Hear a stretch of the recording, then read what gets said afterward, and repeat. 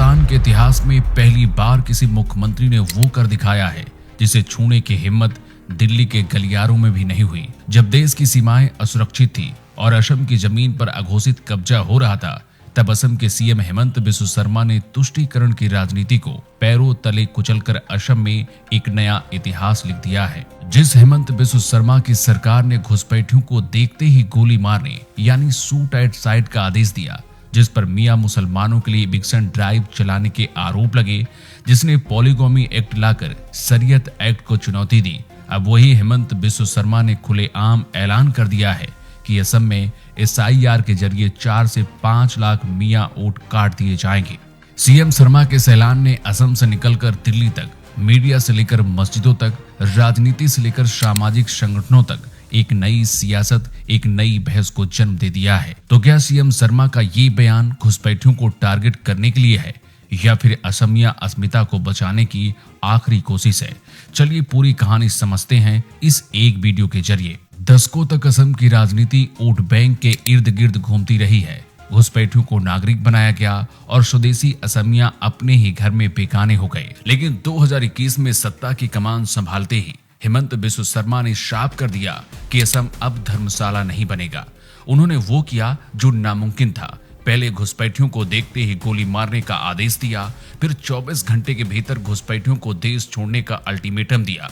ये सिर्फ एक आदेश नहीं थे, ये उन ताकतों को चेतावनी थी जो भारत की अखंडता और एकता को चुनौती दे रहे हैं। हेमंत बिस्वा शर्मा ने खुले मन से डंके की चोट पर कहा है कि SIR के जरिए 5 लाख मियां वोटों को कचरे के डिब्बे में फेंक दिया जाएगा, यानी उनके नाम काट दिए जाएंगे।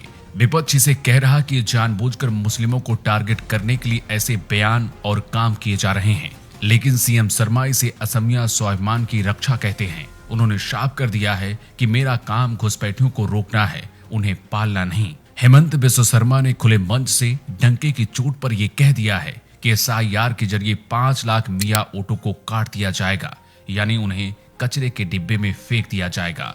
हेमंत बिस्वा शर्मा ने ऐसे कई उदाहरण देकर ये बताया कि कैसे आज असम में हिंदू अपनी जमीनें बेच रहे हैं और मियां मुस्लिम उन्हें खरीद कर डेमोग्राफी बदल रहे हैं। अगर आज हम अपनी जमीन के लिए नहीं लड़े तो हमारी अगली नस्लें कहां जाएंगी? जिस कट्टरपंथ के आगे बड़ी बड़ी सरकारें अपने घुटने टेक देती हैं, हेमंत सरकार ने उस कट्टरपंथ पर सीधा प्रहार किया है। लेकिन सवाल ये है कि आखिर हेमंत बिस्वा शर्मा को इतना सख्त क्यों होना पड़ा? क्यों वो मियां मुसलमानों के लिए इतने कड़े शब्दों का इस्तेमाल कर रहे हैं? इसका जवाब छुपा है असम के उन आंकड़ों में जिनसे अब तक की सरकारों ने आंखें मूंद रखी थी।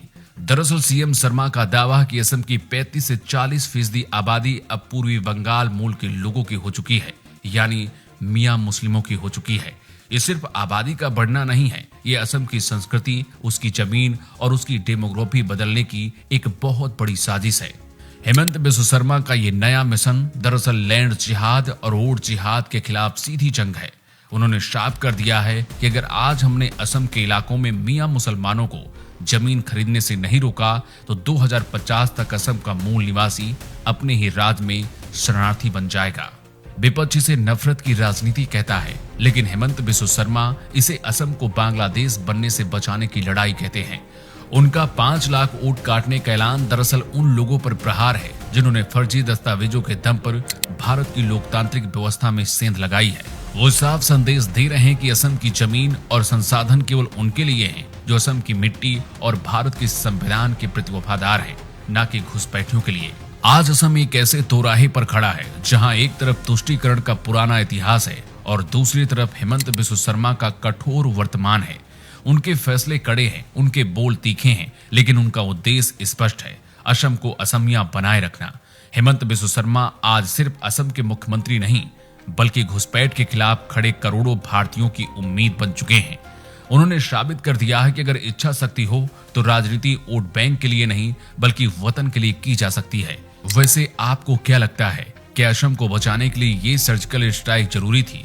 क्या देश के अन्य सीमावर्ती राज्यों में भी ऐसी ही कड़ी कार्रवाई करने की जरूरत है?